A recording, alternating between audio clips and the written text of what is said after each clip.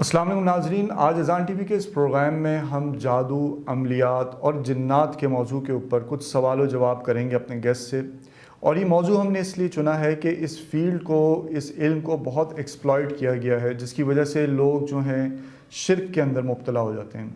تو ہم نے مولانا ارشد حسن ثاقب صاحب، جو کہ مرحوم، جو کہ انتقال کر گئے تھے اس سال، اللہ تعالیٰ ان کی مغفرت فرمائے اور ان کو جنت الفردوس میں جگہ عطا فرمائے، ان کے جو صاحبزادے ہیں، جو کہ ان کے روحانی جانشین بھی ہیں اس فیلڈ میں، مولانا حذیفہ صاحب، ان سے ہم کچھ سوال و جواب کریں گے اس موضوع پہ، جو کہ عالم دین بھی ہیں اور ساتھ ساتھ عملیات فیلڈ کے بھی ایکسپرٹ ہیں۔ تو پہلا سوال ہمارا مولانا صاحب سے یہ ہے کہ وہ عملیات کی فیلڈ میں کیسے آئے، اس کے اوپر تھوڑی سی روشنی وہ ڈالیں ہم۔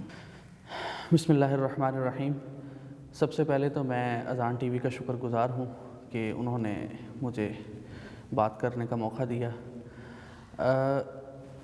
ہمارا جو فیملی بیک گراؤنڈ ہے، پہلے میں اس کے بارے میں تھوڑا سا عرض کروں۔ میرا تعلق جو ہے الحمدللہ علماء کے خاندان سے ہے، اور گزشتہ 6 پشتوں سے ہمارے آباء و اجداد سب کے سب علماء چلے آ رہے ہیں۔ لاہور جامعہ اشرفیہ کے بانی مفتی محمد حسن صاحب رحمۃ اللہ علیہ ہمارے پردادا تھے۔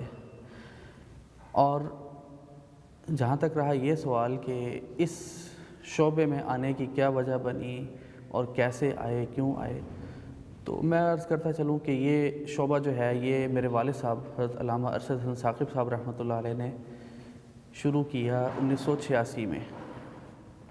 وہ اس میدان میں 1986 میں آئے اور انہوں نے اس شعبے کو اپنایا، اور اس اپنانے کے پیچھے ایک ہی سوچ تھی، اور اسی سوچ کے تحت پھر ہم لوگ بھی آئے، اور اب الحمدللہ ہمارا پورے پاکستان کے تقریباً تمام بڑے شہروں میں یہ نیٹ ورک چل رہا ہے۔ ہمارے شاگرد ہر شہر میں موجود ہیں اور کام کر رہے ہیں۔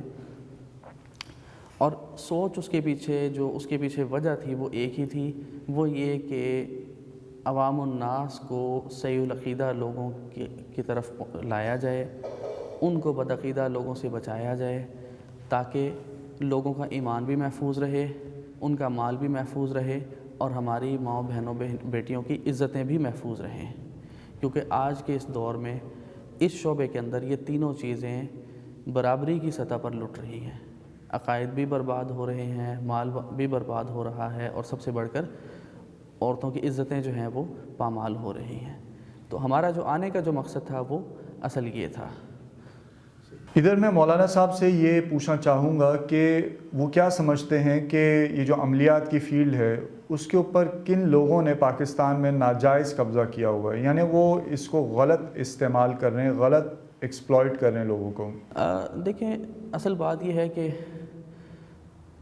جو ہلاک ہے اس پر قبضہ ہے، وہ لوگ جن کو شاید 6 کلمے بھی نہیں آتے، وضو کرنے کا طریقہ بھی نہیں آتا، نماز کے فرائض نہیں پتہ، وہ لوگ جناب پیر بن کے بیٹھے ہوئے ہیں، اور وہ یعنی سادہ لوگوں کو اپنی جھوٹی کرامتیں بتا کے، وہ بھی کیا، آگے ان کے جو ہوتے ہیں چمچے اور چیلے، وہ ان کو یعنی کہ ان کی جھوٹی کرامتیں بتا کے تو ان کو جو ہے نا وہ بہکا بھی رہے ہیں، بھٹکا بھی رہے ہیں۔ اور اسی وجہ سے جو پڑھا لکھا طبقہ ہے، جو سلجھا ہوا طبقہ ہے، وہ اس شعبے سے بیزار بھی ہو رہا ہے، بدظن بھی ہو رہا ہے، اور اب بے یقینی کی صورتحال آ گئی ہے۔ اور بدقسمتی سے بہت سے ایسے لوگ جو ان مسائل کا شکار ہیں، اول تو وہ ماننے کو تیار نہیں، کیونکہ ان کے سامنے جو چہرہ اور جو حلیہ گیا ہے وہ ان لوگوں کا گیا ہے جن کا میں نے ذکر کیا، اور اگر وہ مان لے تو ان کو مستند بندہ نہیں ملتا۔ اس لیے بہت سے لوگ بیچارے علاج سے محروم ہیں، صرف اس وجہ سے کہ ان کو کوئی مستند آدمی مل نہیں پا رہا۔ اچھا، ادھر میں مولانا صاحب سے سوال کرنا چاہوں گا کہ آخر یہ روحانی علاج کی ضرورت ہی کیوں پیش آتی ہے؟ کیونکہ جب ہمارے پاس نبی کریم صلی اللہ علیہ وسلم کے اذکار موجود ہیں، دعائیں موجود ہیں، اور صبح و شام کی حفاظت کی دعائیں موجود ہیں، ہم دعا کر سکتے ہیں، ہم جو ہے نماز پڑھ کے صلاۃ الحاجت پڑھ کے جو ہے اللہ تعالیٰ سے اپنی مشکل کو دور کرنے کی دعا کر سکتے ہیں، تو آخر جب یہ ساری چیزیں موجود ہیں تو اس میں جو یہ علاج دے رہے ہیں اس کی آخر ضرورت کیا ہے؟ یہ سوال بالکل یہ عام فہم سوال ہے، اور یہ ہر تقریباً دوسرا بندہ یہ سوال کر رہا ہے۔ دیکھیں، یہ سوال اپنی جگہ ٹھیک بھی ہے کہ جب مسنون دعائیں موجود ہیں، قرآن پاک کی تلاوت کا سلسلہ موجود ہے، نماز کی پابندی موجود ہے، لیکن ایک ہوتا ہے بنیادی خوراک اور ایک ہوتی ہے دوا، ٹھیک ہے؟ اب ایک بندہ کہتا ہے میں 3 وقت یعنی کھانا کھا رہا ہوں، پھر مجھے بخار کیوں ہوا، پھر مجھے ہارٹ اٹیک کیوں؟ بھائی وہ آپ کی خوراک ہے موجودہ صحت کو برقرار رکھنے کے لیے، لیکن کوئی اضافی مسئلہ آ گیا تو اس کے لیے دوا لینا پڑے گی، ٹھیک ہے؟ جہاں نبی پاک صلی اللہ علیہ وسلم کی مسنون دعائیں، ان کے مسنون اعمال موجود ہیں، وہاں پر یہ بھی تو موجود ہے کہ نبی صلی اللہ علیہ وسلم پر جب جادو کا اٹیک ہوا، جب جادو کا وار ہوا تو سورۃ الفلق اور سورۃ الناس کا نزول ہوا، اور پھر فرشتے آئے جنہوں نے آپ صلی اللہ علیہ وسلم کا علاج بھی کیا۔ تو جب آپ صلی اللہ علیہ وسلم پر جادو ہوا، اس کا مطلب یہ نہیں کہ خدا نخواستہ کو جادو کو بہت طاقتور چیز ہے، اصل کیا ہے کہ یہ امت کو پیغام تھا کہ یہ ایک بیماری ہے اور اس کا علاج اس طریقے سے کیا جاتا ہے۔ دوسرا یہ کہ آپ اسے یوں بھی سمجھ سکتے ہیں کہ یہ دعاؤں کا اہتمام کرنا، باوضو رہنا، نمازوں کی پابندی، یہ ایک عام آدمی کے لیے اس حد تک ضرور فائدہ مند ہے کہ آپ ان شرور سے بچ کے رہیں گے، آپ شیطانی حملوں سے بچ کے رہیں گے۔ آج کے دور میں جو ہمارے ہاں یہ مسائل بڑھ گئے ہیں، اس کی ایک وجہ یہ بھی ہے کہ ہمارے ہاں دعاؤں کا اہتمام نہیں ہے، نمازوں کی پابندی نہیں ہے۔ جہاں پہلے صبح جو ہے گھر میں قرآن پاک کی تلاوت ہوا کرتی تھی، وہاں اب تلاوت کی بجائے مارننگ شو جو ہے نا وہ چلائے جا رہے ہیں۔ اور ایک اور چیز میں عرض کروں کہ یہ جو ہمارے ہاں آج کل انڈین چینلز اور انڈین ڈرامے اور انڈین موویز دکھائی جا رہی ہیں، ہمارے بڑے عاملین جس میں میرے والد صاحب رحمۃ اللہ علیہ بھی شامل تھے، بلکہ انہوں نے یہ سب سے پہلے یہ آواز اٹھائی کہ جو انڈین ڈراموں میں جو ان کے منتر پڑھے جا رہے ہیں اور جو ان کی شادی کے موقع پر جو اشلوک پڑھے جاتے ہیں، اگر وہ آپ کے گھر میں چل رہا ہے تو سمجھے آپ خود اپنے اوپر جادو کروا رہے ہیں۔ جو کلمات، جو اشلوک، جو منتر پڑھے جاتے ہیں، وہی کالے علم یا جسے کہتے ہیں نا کہ سحر کے یعنی سحر کرنے کے لیے استعمال کیے جاتے ہیں۔ تو جادو تو ہم خود جو ہے نا وہ خرید کے گھر بیٹھے ہوئے اور خود کروا رہے ہیں، پھر ہم کہتے ہیں جی یہ مسائل کیوں ہو گئے؟ دعاؤں کا اہتمام جب ہوگا، کھانے سے پہلے کی دعا، کھانے کے بعد کی دعا، بیت الخلاء جانے کی دعا، باوضو زیادہ سے زیادہ رہنا، قرآن پاک کی تلاوت، یہ جب ہوگا تو ان چیزوں کے امکانات کم سے کم ہوتے جائیں گے۔ آج ہم خود محاسبہ کریں، سب سے پہلے تو اپنا محاسبہ کریں کہ ہم خود کتنا اہتمام کر رہے ہیں ان چیزوں کا، اور پھر ہم یہ ماننے کو بھی تیار نہیں بھی یہ سب کچھ ہو تو پھر جادو کیوں ہوتا ہے؟ تو اس لیے ان چیزوں کا اہتمام کرنے سے آپ کے بچنے کے امکانات بڑھ جاتے ہیں۔ لیکن اگر کوئی مسئلہ ہو گیا تو اس کے لیے آپ کو الگ سے کوئی علاج کرانا پڑے گا، جس کو ہم روحانی علاج کا نام دیتے ہیں۔ اچھا، ادھر میں تعویذ کے حوالے سے ایک سوال یہ کرنا چاہوں گا کہ تعویذ پہننا ایک حدیث کے مطابق یہ شرک ہے، تو آخر یہ پھر تعویذ کا کیا جواز ہے جو یہ دیتے ہیں؟ اور اس کے علاوہ یہ کہ کیا جو ہمارے شروع کے جو مسلمان جو تھے صحابہ کرام رضی اللہ تعالیٰ عنہ اجمعین اور جو قرون اولیٰ کے جو مسلمان تھے، آخر وہ بھی کیا تعویذ کا استعمال کیا کرتے تھے؟ دیکھیں، اس حوالے سے بہت سے لوگ اس پر اعتراض کرتے ہیں، اور بعض حضرات وہ حدیث بھی پیش کرتے ہیں کہ جی جس نے اپنے تعویذ رکھا وہ تعویذ تک ہی محدود ہو گیا، اس قسم کے مختلف حوالہ جات بھی بیان کرتے ہیں۔ لیکن تعویذ کا یعنی ثبوت اگر آپ کہیں تو وہ اس دور میں بھی موجود تھا، اسے اس دور میں تعوذ کہا جاتا تھا۔ تعویذ کو تعویذ اور تعوذ بھی کہتے تھے۔ تو کئی موقع پر آیا کہ حضرت عمر رضی اللہ تعالیٰ عنہ نے کسی بچے کو نظر بد سے بچانے کے لیے بسم اللہ لکھ کر یا کوئی آیات حفظ لکھ کر یا سورۃ فاتحہ لکھ کر یا اس طرح مختلف جو ہے وہ آیات لکھ کر تو وہ اس کے گلے میں پہنانے کی تلقین فرمائی، ٹھیک ہے۔ ہاں، اب اختلاف یہاں پر آیا کہ پہلے تو آیات تھیں، اب آیات تھیں، اب وہ اعداد جو ہے نا وہ شروع ہو گئے۔ وہ صرف ان آیات کی بے حرمتی سے بچنے کے لیے، ان آیات کی بے حرمتی سے بچنے کے لیے ہمارے اکابر نے ان کو عددی تعویذات میں منتقل کیا، اور اب عام طور پر لیکن اس میں بھی کہیں نہ کہیں آیات یا کوئی نہ کوئی اسماء الہی ساتھ لکھے جاتے ہیں۔ ہاں، شرک والی بات کہاں پر آئے گی؟ جہاں پر آپ یہ کہیں کہ بس یہ میں نے تعویذ پہن لیا، بس اب یہ تعویذ اپنا کام دکھائے گا۔ جب آپ تعویذ پر توکل کریں گے، اس پر اعتقاد اور اعتماد کریں گے، تو گویا کہ آپ نے شرک کا ارتکاب کیا۔ آپ دوائی لیتے ہیں تو دوائی لینے سے پہلے بسم اللہ پڑھتے ہیں۔ ڈاکٹر حضرات اپنے نسخے لکھنے سے پہلے یا پرنٹڈ ہوتا ہے یا وہ خود لکھتے ہیں هو الشافی۔ اس کا مطلب کیا ہے کہ ڈاکٹر کچھ نہیں کر رہا، اللہ تعالیٰ شفا دے رہا ہے۔ تو جس طرح ہم دوائی لیتے وقت یہ کہتے ہیں کہ دوائی میں نے لے لی ہے، اللہ کرے کہ اب اس دوائی سے آرام آ جائے، تو تعویذ کے بارے میں بھی یہی تصور ہونا چاہیے. اصل یہ مسئلہ خراب کہاں سے ہو رہا ہے کہ ہمارا تصور جو ہے نا وہ غلط رخ پر چل پڑا ہے، ہماری سوچ کا رخ جو ہے وہ غلط ہو گیا ہے. ہم لوگ تعویذ لینے جاتے ہیں یا کسی عامل یا کسی پیر صاحب کے پاس جب دم کرانے یا کسی اپنے مسئلے کے لیے جاتے ہیں، تو ہمارے پنجابی میں ایک جملہ عام طور پہ بولا جاتا ہے جو مریدین اپنے پیر صاحب کو کہتے ہیں، پیر صاحب جو کرنا ہے تسی کرنا ہے. بھئی پیر صاحب کون ہوتے ہیں کچھ کرنے والے؟ ہمارے پاس بھی لوگ آتے ہیں جو بیچارے سادہ لوگ ہوتے ہیں، جو اس طرح کے پیروں کے ہلے ہوئے ہوتے ہیں، وہ آگے کہتے ہیں پیر صاحب تسی کرنا جو میں فوراً ٹوک دیتا ہوں، ہم نے کچھ نہیں کرنا، اللہ نے کرنا ہے، ہم نے کوشش کرنی ہے. تو اس طرح تو دوائی لینا بھی شرک ہے. اگر آپ یہ سوچ رکھیں کہ دوائی سب کچھ کرے گی، دوائی نہیں کرے گی. دوائی اپنا اثر دکھائے گی، لیکن اللہ تعالیٰ نے اس میں شفا ڈالی ہے تو وہ بندہ ٹھیک ہوگا، ورنہ نہیں ہوگا. آپ دیکھیں نا، ایک ہاسپٹل ہے، اس ہاسپٹل میں ایک مریض گیا آپریشن کے لیے تو وہ ٹھیک ٹھاک ہو کے باہر آیا، دوسرا گیا تو وہ ایکسپائر ہو گیا. لیکن آپ دیکھتے ہیں روزانہ ہاسپٹل میں سے مریض صحت یاب ہو کے بھی نکل رہے ہیں اور لاشیں بھی نکل رہی ہیں. تو اس کا مطلب کیا ہوا کہ نہ بیماری اور شفا ڈاکٹروں کے ہاتھ میں ہے، نہ زندگی اور موت کسی معالج کے ہاتھ میں ہے.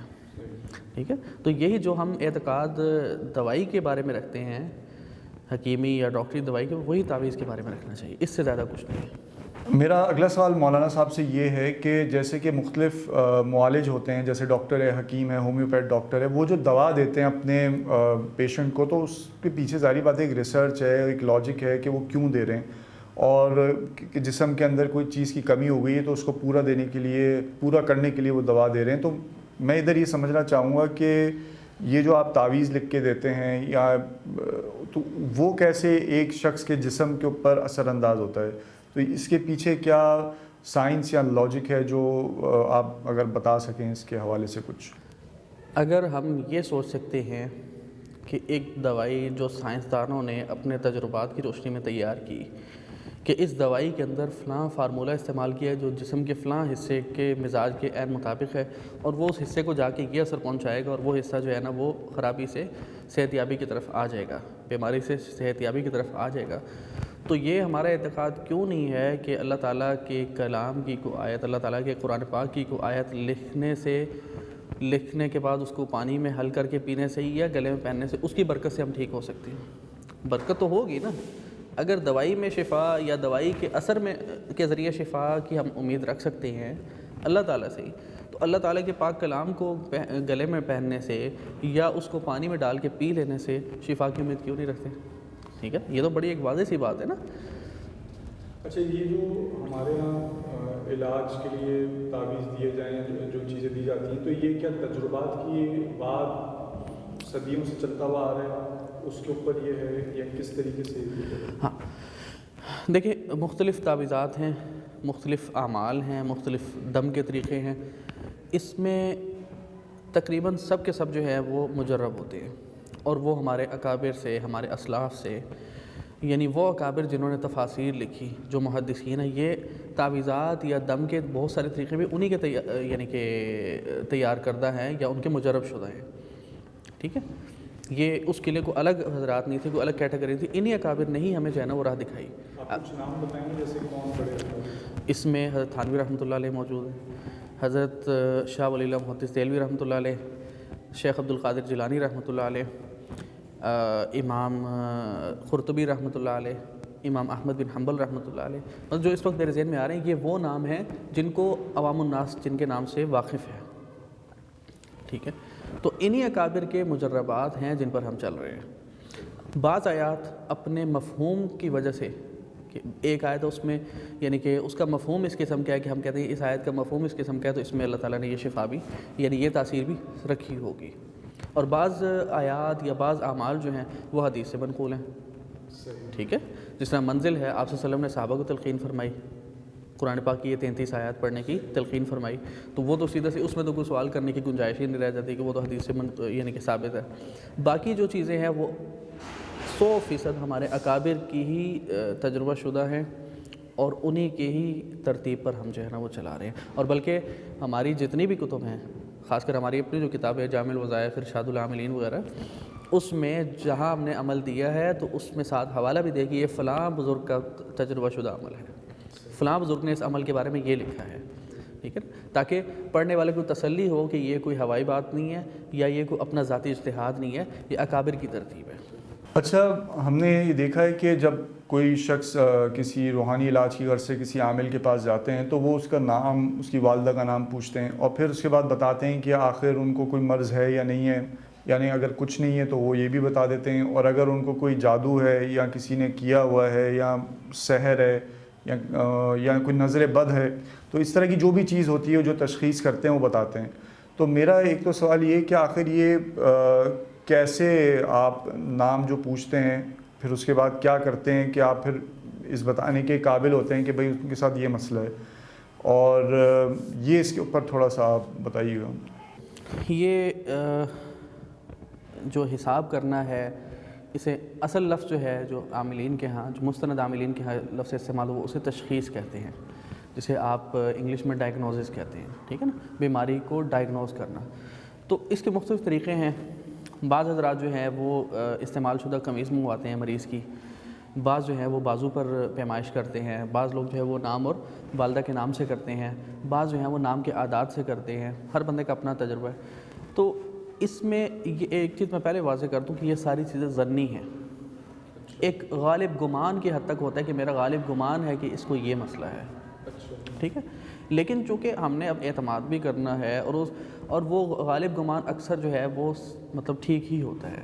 میں یہ نہیں کہہ رہا کہ وہ غالب گمان صرف ایک تکا لگتا ہے، وہ غالب گمان ظاہر ہے ان کا تجربہ بھی ہے عامل کا، اور اس میں کوئی ایسی آیت، کوئی ایسا کلمہ، کوئی ایسا لفظ نہیں ہوتا جو دین کے یا شریعت کے منافی ہو۔ اس میں عام طور پر درود شریف جو ہم کر رہے ہیں اس پہ درود شریف پڑھتے ہیں، سورہ فاتحہ کی کچھ آیات ہیں، ایک استخارے کی دعا ہے وہ کرتے ہیں۔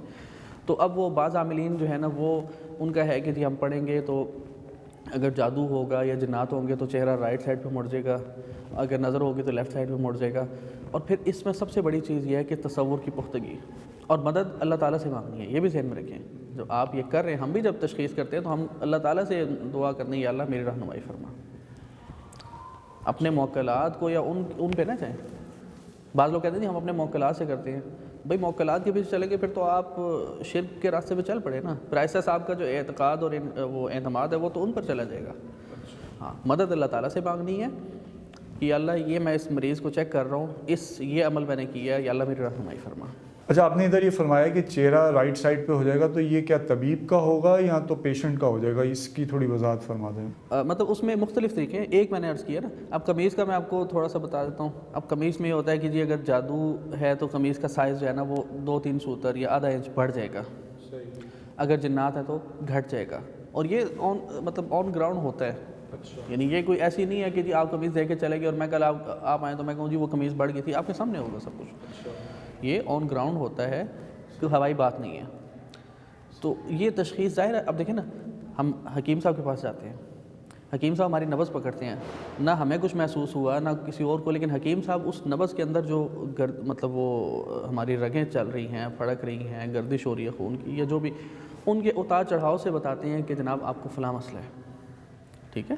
تو اسی طرح یہ بھی ایک علم ہے، بدقسمتی سے ہم نے اس کو پوری طرح اڈاپٹ نہیں کیا، جب پوری طرح اڈاپٹ کر لیں گے تو ہم اس کو ماننے پر بھی مجبور ہو جائیں گے۔ اچھا، عاملین حضرات کے پاس جب جایا جاتا ہے اور پھر وہ بتاتے ہیں کہ بھئی آپ کے اوپر جادو ہو گیا ہے یا ہوا ہوا ہے یا کسی نے کیا ہوا ہے، تو وہ یہ ظاہر کرتے ہیں کہ بھئی جیسے کہ ان کے علم میں ہے کہ کس نے کیا ہے، لیکن وہ بتاتے نہیں ہیں، تو وہ کہتے ہیں کہ بھئی آپ کا اس سے غرض نہیں کہ کس نے کی ہے، آپ کو اس پہ کانسنٹریٹ کرنا چاہیے کہ آپ کا علاج ہو جائے۔ تو میں یہاں ایک تو یہ پوچھنا چاہوں گا، کیا ان کے علم میں ہوتا ہے کہ کس نے کی ہے، پہلی بات، اور دوسری بات یہ کہ وہ پھر کبھی علامت بتا دیتے ہیں کہ وہ ایک مرد ہے یا وہ ایک عورت ہے یا وہ ایک مرد عورت ہے وغیرہ جو بھی بتاتے ہیں، تو کیا واقعی ان کو اس چیز کا پتہ ہوتا ہے یا بس ایک تسلی دینے کے لیے یا ایک بات کرنے کے لیے وہ یہ بات کہہ دیتے ہیں؟ اس کے بارے میں آپ بتائیے گا۔ یہ بڑا اچھا آپ نے سوال کیا، اور یہ سوال ہمارے پاس آنے والا تقریباً ہر بندہ نہیں تو ہر دوسرا بندہ ضرور یہ سوال کرتا ہے۔ دیکھیں، بات یہ ہے کہ میں نے آپ کو پہلے عرض کیا نا تشخیص کے حوالے سے کہ یہ ظنی چیز ہے، وہ بھی ایک اندازہ ہوتا ہے کہ ہمارے غالب گمان کے مطابق اس کو یہ ہے، پھر کچھ علامات بھی ہوتی ہیں، علامات کی وجہ سے بھی ہم اس کو یعنی بیماری کا اندازہ کر لیتے ہیں۔ رہی بات اس کی کہ کس نے کیا ہے، یہ غیب کا علم ہے جو اللہ تعالیٰ کے علاوہ کسی کے پاس نہیں ہے۔ اچھا، عاملین جو ہیں وہ ان کو یہ چاہیے کہ وہ صاف کہیں، دیکھیں عامل جہاں عامل وہاں وہ ایک انسان بھی ہے، اس سے بڑھ کے اس کی کوئی حیثیت اور اتھارٹی نہیں ہے. تو ان کو چاہیے کہ وہ صاحب بتا دے بھائی ہمیں نہیں پتہ کس نے کیا ہے. وہ اپنی توہین سمجھتے ہوئے مریض کو یا آنے والے بندے کو اندھیرے میں رکھ کے اور تھوڑا سا اپنا تسلط جما کے کہ بھائی ہمیں پتہ تو ہے لیکن ہمیں اجازت نہیں ہے بتانے کی. عام جواب یہ ہوتا ہے کہ جی ہمیں پتہ تو ہے لیکن ہمیں اجازت نہیں ہے. ایک چیز. دوسرا، خواتین آئیں گی ان کو کہہ دیں گے جی وہ آپ کی یعنی اس حلیے کی عورت ہے، اس کی آنکھیں ہیں، اس حد تک اس کا قد ہوگا اور اس رنگت کی ہے. اب وہ اس رنگت پہ ڈھالنے کی کوشش کرے گی جس سے اس کے اختلافات چل رہے ہیں. وہ بدقسمتی سے اس پر اس کی ساس پوری آ گئی ہے، نند پوری آ گئی ہے، یا دیورانی جٹھانی جو بھی آ گئی ہے، اس بیچاری کے پیچھے وہ یعنی اس کو وہ بلیک لسٹ کر دے گی. یہ وہ جان بوجھ کے کرتے ہیں؟ یہ زیادتی کرتے ہیں، جان بوجھ کے کرتے ہیں. ایسا نہیں کرنا چاہیے. اچھا. اور اگر کسی کو پتہ لگ بھی جائے، اگر کسی کے پاس کوئی ایسا علم، ایسا فن آ بھی گیا ہے، تو میں سمجھتا ہوں کہ یہ بات اوپنلی بتانی نہیں چاہیے. اس سے خاندان میں عداوتیں پیدا ہوتی ہیں. اگر کسی نے کیا ہے تو اس پہ پردے ڈالو. اچھا، میرا اگلا سوال یہ ہے کہ میاں بیوی میں جو تفریق کا معاملہ ہے جو کہ جادو کے ذریعے کیا جاتا ہے، یہ جو ہے ہاروت اور ماروت کا جو مشہور واقعہ ہے جو کہ قرآن شریف میں موجود ہے، اس سے بھی ثابت ہے کہ میاں بیوی میں تفریق ڈالی جا سکتی ہے جادو کے ذریعے. تو اس کے اوپر تھوڑا ذرا روشنی ڈالیے گا کہ یہ کیا ہے اور کیسے ہوتا ہے. قرآن پاک سے کوئی بھی عمل اگر خالصتاً آپ قرآن پاک کی آیت پڑھیں گے نا تو اس سے وہاں پر تفریق ڈلے گی جہاں پر تفریق ڈالنا شرعاً جائز ہے. یہ ایک میں آپ کو اصول کی بات بتا دوں کہ قرآن پاک سے آپ میاں بیوی میں تفریق اگر ڈالنا چاہیں تو آپ ناکام ہوں گے، بلکہ آپ کے کرنے والا جو عامل ہے نا اس کے اپنے اوپر کوئی وبال آ جائے گا. وہ لازمی طور پہ فرنٹ پہ رکھتے ہیں کہ جی ہم قرآنی آیات سے علاج کر رہے ہیں، لیکن اس میں کوئی نہ کوئی اضافہ وہ سفلی اعمال کا کریں گے. کوئی آمیزش، کوئی جو ملاوٹ ہے وہ اس کی کریں گے. اس کے بغیر کوئی بھی یعنی شر پسند عمل یا شر پھیلانے والا عمل جو ہے وہ کرنا ممکن نہیں ہوگا. یہ بات ہمیشہ کے لیے یاد رکھیں. اچھا، اب آگے بات، جو یہ کر رہے ہیں ان کو عامل کہنا عاملین کی توہین ہے. وہ جادوگر ہیں، ٹھیک ہے نا، وہ جادوگر ہیں. اور جادوگر بننے کے لیے سب سے پہلا یعنی کہ اس کا جیسے کہتے ہیں نا کہ اس کا جو داخلہ ہے، اس کی جو انٹری ہے وہ کیا ہے کہ دار اسلام سے باہر آ جاتے ہیں. ٹھیک ہے. اس لیے قرآنی آیات سے کبھی بھی آپ کسی ایسے بندے کی یعنی میاں بیوی ہوں، بہن بھائی ہوں، والدین اور اولاد ہوں، ان میں آپ تفریق نہیں پیدا کر سکتے. ہاں، ناجائز تعلقات وہاں آپ ضرور تفریق پیدا کریں گے اور آپ کو فائدہ بھی ہوگا، کامیابی بھی ہوگی، لیکن خالصاً قرآنی آیات سے آپ جائز رشتوں میں تفریق کبھی بھی نہیں کر سکتے. آپ نے جو ذکر کیا کہ میاں بیوی میں تفریق جو ہے جادوگر ڈالتے ہیں، تو آخر وہ یہ کام کیسے کرتے ہیں؟ ان کے پاس مختلف ہیں. کوئی عیسائیوں سے سیکھ کر آئے ہیں، کسی نے ہندوؤں سے سیکھا ہے، کسی نے یہودیوں تک تو خیر ان کی شاید رسائی نہ ہو، لیکن عیسائی اور ہندوؤں سے بہت کچھ انہوں نے سیکھا ہوتا ہے. کبھی بھی ایسا نہیں ہو سکتا کہنے کو اپنے آپ کو سنی کہیں گے، مسلمان کہیں گے، اور بظاہر جو ہے نا وہ چند اعمال انہوں نے سامنے وہ دکھانے کے لیے رکھے ہوتے ہیں کہ جی ہم ان چیزوں کے عامل ہیں اور انہی کے تھرو ہم کرتے ہیں. یا بعض لوگ اپنے آپ کو اس طرح سے کور کرتے ہیں کہ جی ہم نے سیکھے دونوں ہیں اپنی معلومات میں اضافے کے لیے. بھئی معلومات میں اضافے کے لیے سیکھنا نہیں، مطالعہ کر لینا کافی ہوتا ہے. ٹھیک ہے. اور وہ کالے علم سے کرتے ہیں. میں نے پہلے بھی عرض کیا اگر کوئی قرآنی آیات پڑھ بھی رہے ہیں جن میں بہت زیادہ دعوت کا ذکر آتا ہے تو ان آیات کے ساتھ وہ کوئی ایسی اسے عاملین کی اصطلاح میں عزیمت کہتے ہیں. عام عبارت ہوتی ہے لیکن اسے عاملین کی یعنی جو ٹرمنالوجی ہے اس میں عزیمت کہتے ہیں. وہ ایسی عزیمت ضرور پڑھیں گے جو کفریہ اور شرکیہ ہوگی، جس میں نعوذ باللہ غیر اللہ سے مدد مانگی جا رہی ہوگی. ٹھیک ہے. تو اس لیے وہ جو بھی کریں گے وہ سفلی اعمال سے کریں گے. اسے آپ کالا جادو کہیں، اسے آپ کالا علم کہیں، وہ اپنی اپنی اصطلاحات ہیں. اچھا مولانا صاحب، مشہور کتاب ہے عملیات کی شمس المعارف، اور اسی طرح بہت سی کتابیں ہیں جن میں ہم یہ دیکھتے ہیں کہ لکھا ہوتا ہے کہ جیسے آیت الکرسی کے موکل کو حاضر کرنے کے لیے یا ان سے کام لینے کے لیے آپ اتنی دفعہ یہ پڑھیں، اتنے دنوں تک پڑھیں، اور یہ آپ کا پرہیز ہوگا، یہ کھانا یہ نہیں کھانا. تو یہ سب کچھ کرنے کے بعد آپ کے سامنے وہ موکلات آ جائیں گے اور پھر آپ نے یہ کرنی ہے بات. تو یہ ساری اس میں کیا حقیقت ہے، اور کیا کوئی بھی شخص یعنی یہ کر سکتا ہے، اس کو کوئی نقصان تو نہیں ہوگا؟ اور دوسری بات یہ کہ یہ موکل ہوتے کیا ہیں؟ کیا یہ جن ہیں، فرشتے ہیں؟ یہ کیا ہے موکل؟ یہ ہر آیت کے اپنے یعنی کہ موکلات ہوتے ہیں، لیکن ان کا آنا اور ان کا آپ کے ساتھ چلنا یہ اتنا یقینی نہیں ہے، کیونکہ ہمارے بزرگوں نے، خاص کر میرے والد صاحب رحمۃ اللہ علیہ نے، اس پر جو ہے نا وہ بہت زیادہ یعنی کہ کوئی اس کی حوصلہ افزائی نہیں کی۔ اس کی ایک وجہ یہ ہے کہ دیکھیں اب جو دور ہے نا یہ فتنے اور شر کا دور ہے۔ اگر آپ اس چیز کو عام کر دیں گے اور اس چیز کو آپ یعنی کہ پبلکلی جو ہے نا وہ اناؤنس کر دیں گے تو لوگوں کا ایمان پہلے ہی کمزور ہے، اعتقاد پہلے ہی کمزور ہے، تو کہیں یہ نہ ہو کہ لوگ جو ہے نا وہ موکلات پر زیادہ انحصار اور اعتماد کرنے لگ جائیں۔ موکل کیا فرشتہ ہوتا ہے؟ یہ فرشتے ہی ہوتے ہیں، یہ انہی کے یعنی فرشتوں کی ایک آپ سمجھے ذیلی قسم کہہ لیں، یہ اسی کی ذیلی قسم ہے، لیکن یہ ہے کہ یہ چلوں سے زیادہ تقوی کی بنیاد پر آپ کے خادم بنتے ہیں۔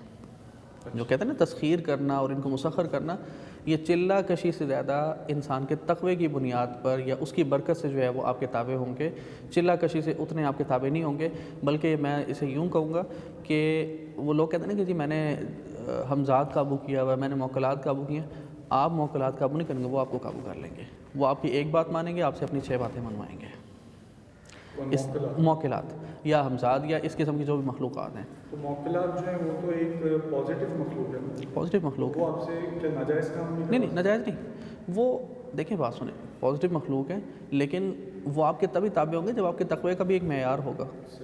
اب آپ کے تقوی کا وہ معیار ہی نہیں تو وہ آپ کو لائٹ لیں گے، صاف سی بات ہے نا۔ تو آپ اگر یعنی ہم عام دنیا داری والی لینگویج میں بات کریں تو آپ ان کے باس ہیں، تو باس کی ڈگری کمزور اور ماتحت کی زیادہ ہو تو اس کا تسلط خود بخود اس پر آ جاتا ہے نا آہستہ آہستہ، تو یہ چیز ہے۔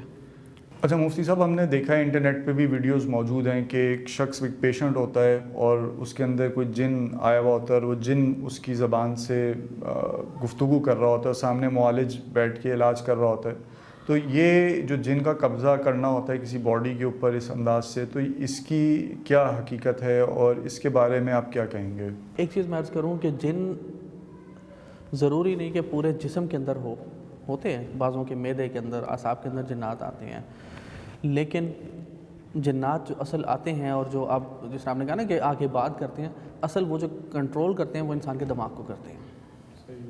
جو آپ کے نا ہم کلام ہوتے ہیں، گفتگو کرتے ہیں، وہ اصل جو ہیں وہ ہوتے ہیں جو انسان کے دماغ کو کنٹرول کرتے ہیں۔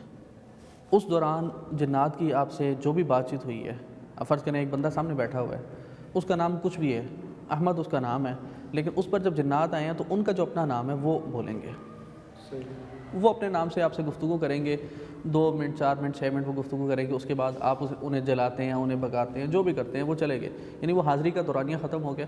اس کے بعد جب وہ بندہ نارمل ہوگا تو آپ اس سے جب پوچھیں گے کہ بھئی یہ 5 منٹ جو بات ہوئی آپ کو پتہ ہے کیا ہوا؟ کہ مجھے تو نہیں پتہ۔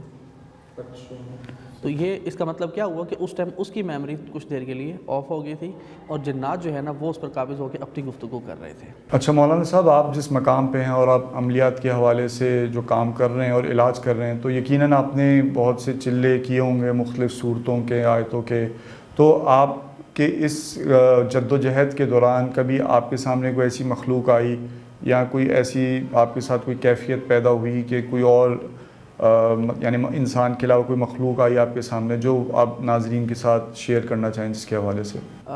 دیکھیں سامنے اس طرح نہیں آتی جس طرح آپ میرے سامنے بیٹھے ہوئے ہیں، ٹھیک ہے، اس طرح ڈائریکٹ نہیں آتی۔ اس کی ایک وجہ ہے کہ ہم جب چلہ کشی کرتے ہیں تو ہمارا اپنا ذاتی حصار ہوتا ہے، ٹھیک ہے۔ حصار مضبوط ہونا اس بات کی دلیل ہے کہ کوئی بھی چیز آپ کے سامنے اس طرح کھل کھلا کے نہ آئے۔ بعض اوقات ایک جیسے کہتے ہیں نا کہ ایک جھونکا سا آتا ہے کسی چیز کا، اس سے زیادہ الحمدللہ کبھی ایسا نہیں ہوا، کیونکہ سامنے آنا 2 چیزوں کی نشانی ہے۔ ایک تو یہ کہ آپ کے مددگار بن کے آئیں، آپ کے خادم بن گئے، ایک یہ ہے کہ مزاحمتی انداز میں، تو وہ کسی بھی انداز میں وہ کبھی ایسا اتفاق نہیں ہوا۔ ہاں علاج کے دوران بے شمار ایسے واقعات ہوئے۔ اچھا، دوران علاج جب آپ کوئی ایسے پیشنٹ کا علاج کر رہے ہوتے ہیں جن کے اوپر جن ہوتے ہیں اور آپ کی جن سے گفتگو ہو رہی ہوتی ہے، تو کیا کبھی کوئی ایسا جن یا ایسا کوئی پیشنٹ آپ کے سامنے آیا جس کے اوپر ایسا جن حاوی ہو جو کہ بہت ہی لمبی عمر کا ہو، یعنی مثلا اسلام کے شروع کے دور کا؟ تو کیونکہ اکثر ہم اس طرح کے واقعات سننے میں آئے ہیں کہ ایسے بھی جنات ابھی زندہ ہیں، تو کیا آپ کے ساتھ بھی ایسا کبھی ہوا ہے؟ ہاں، ان کی یہ بات ضرور ہے کہ ان کی عمریں بہت لمبی ہوتی ہیں، لیکن ایسا تو میں نہیں کہہ سکتا کہ جو یعنی صحابہ کے دور سے ہوں یا بہت زیادہ، لیکن یہ ہے کہ میں یہ ضرور کہوں گا اور یہ میں کوئی اپنی بڑائی یا وہ چیز نہیں بیان کرنا چاہ رہا، میں صرف تحدیث نعمت کے طور پہ کہ اللہ تعالیٰ کا کرم ہے کہ الحمدللہ اللہ نے بے شمار کیسز میں، یعنی اگر فرض کریں میں نے اگر 1000 بندے کا علاج کیا تو اس میں سے تقریباً 900 بندے میں الحمدللہ اللہ تعالیٰ نے کامیابی دی ہے۔ بعضوں میں جلدی کامیابی ہوئی ہے، بعضوں میں تھوڑی دیر سے ہوئی ہے، لیکن الحمدللہ کسی نہ کسی درجے میں کامیابی ضرور حاصل ہوئی ہے۔ جن میں جنات مختلف جادو کے بھی تھے، جنات کے بھی تھے، تو اس میں مطلب ابھی یہ غالباً جون کا مہینہ تھا، جون کے مہینے میں کوئٹہ جانے کا اتفاق ہوا، تو وہاں پر ایک مریض تھا جس کو 6 بندے بمشکل کنٹرول کرتے تھے، 6 جوان لڑکے، اور جب اس کو میرے پاس لایا گیا، جب میں کوئٹہ گیا اور جہاں پر میں ٹھہرا تو وہاں پر لائے اس کو، تو 4 بندے اسے اٹھا کر لائے تھے۔ حاضری کے وقت 6 بندے کنٹرول کرتے تھے، ویسے اس کی ظاہری حالت یہ تھی کہ وہ اٹھ کے بیٹھ بھی نہیں سکتا تھا، چلنا تو دور کی بات، اور اس کی خوراک بھی ختم ہو چکی تھی، اور خوبصورت جوان لڑکا تھا۔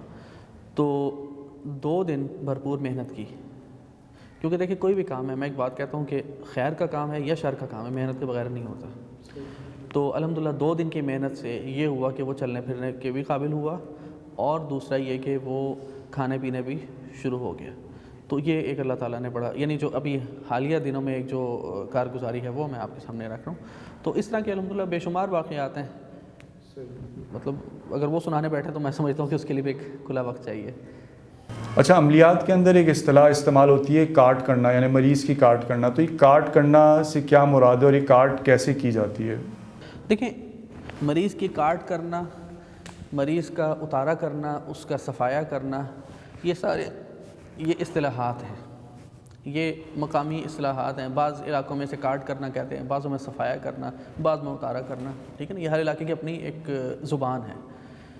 اصل چیز ہے علاج، اس کے لیے عامل پہ ڈیپینڈ کرتا ہے کہ اس کا مجرب عمل کون سا ہے، کس چیز میں کون سا مجرب عمل ہے۔ اب فرض کریں ہمارے یہاں جو عام طور پر ہے کہ جادو کے مریض کے لیے منزل سب سے زیادہ مجرب ہے، اچھا، عام طور پہ، ٹھیک ہے، بلکہ عاملین کے ہاں اس کو ام العملیات کہا جاتا ہے، منزل کو۔ اچھا، جادو کے ذریعے اگر بندش ہے کسی چیز پر، نکاح کی ہے، رشتے کی ہے، اولاد کی ہے یا کاروبار کی ہے، اس کے لیے صورت مزمل ہے۔ ہاں جی، جادو کے ذریعے جنات مسلط ہیں، اس کے لیے آیت قطب، سورۃ آل عمران کی آیت نمبر 154 یا چہل کاف، یہ بہت مجرب ہے۔ تو اس طرح یہ ڈیپینڈ کرتا ہے کہ کس عامل کے تجربے میں کون سے مسئلے کے لیے کون سا عمل زیادہ مجرب ہے، ٹھیک ہے۔ یہ میں نے آپ کو اپنا بتا دیا، ہر عامل کے اپنے اپنے مجربات ہیں۔ تو یہ اسے آپ کاٹ کہنا کہیں، اسے آپ صفایا کہیں، اسے آپ اتارا کہیں، اسے علاج کہیں، جو بھی کہیں، اصل چیز علاج ہے، مریض کو اس سے چھٹکارا دلانا ہے۔ اچھا مولانا صاحب، میرا آخری سوال آپ سے یہ ہے کہ سننے میں آتا ہے کہ جنات جو ہیں انسان کی شکل میں یا مختلف شکلوں میں جو ہے مدارس کے اندر آ جاتے ہیں، اور ہماری انسانوں کی جو آبادی ہے اس میں آ کے رہتے بھی ہیں، تو ہمیں پتہ نہیں چلتا کہ یہ جن ہے۔ تو آخر ایسا ہوتا ہے، اور آپ کا کبھی کوئی ایکسپیرینس رہا اس حوالے سے؟ اور دوسرا یہ کہ جنات کی آخر شکل و صورت ہوتی کیسی ہے؟ یہ ہے، لیکن یہ عام طور پر اس طرح یہ کھلے عام نہیں آتے، نہ آ سکتے ہیں۔ یہ عام طور پر ایسے جو روپ دھار کر پھرتے ہیں یہ ویرانوں میں ہوتے ہیں عام طور پر۔ یہ ان کی اپنی شکل نہیں ہے، یہ اپنی اصلی شکل ان کی نہیں ہے، یہ مختلف اشکال میں آتے ہیں۔ نہیں، ان کی کوئی شکل تو ہوگی نا؟ یہ روح ہے جی، یہ روح کا نام ہے۔ روح، یہ ایک مطلب ایک روح ہے، وہ کوئی بھی حلیہ اختیار کر سکتی ہے، وہ بڑے سے بڑا حلیہ بھی اختیار کر سکتے ہیں، باریک سے باریک حلیہ بھی اختیار کر سکتے ہیں۔ جن جو ہے انسان کی طرح عقل و شعور رکھتا ہے؟ عقل و شعور بھی رکھتا ہے اور اتنی طاقت بھی رکھتا ہے، لیکن اللہ تعالیٰ نے انسان کو یہ اتھارٹی دی ہے کہ وہ اس پر غلبہ پا سکتے ہیں۔ جنات کو صرف یہ اتھارٹی حاصل ہے کہ وہ اپنی طاقت سے، اور بالخصوص یہ کہ وہ چونکہ نظر نہیں آتے اس لیے وہ ہمیں ڈسٹرب کر سکتے ہیں، لیکن بالآخر انسان ان پر غلبہ پا سکتا ہے اگر مستند عامل ہو تو۔ ناظرین، امید ہے کہ آپ کو مولانا حذیفہ صاحب کی گفتگو سمجھ آئی ہوگی، اور بہت سے آپ کے کانسیپٹس ادھر کلیئر ہوئے ہوں گے عملیات کے حوالے سے، جادو جنات کے حوالے سے، اور ہم مزید اس طرح کے پروگراموں کے ساتھ آپ کے سامنے آتے رہیں گے، اور آپ بس ہماری ویڈیو کو لائک کیجیے گا اگر آپ کو پسند آئی ہو، اور ہمارے چینل کو سبسکرائب کریں۔ بہت بہت شکریہ جی، السلام علیکم ورحمۃ اللہ وبرکاتہ۔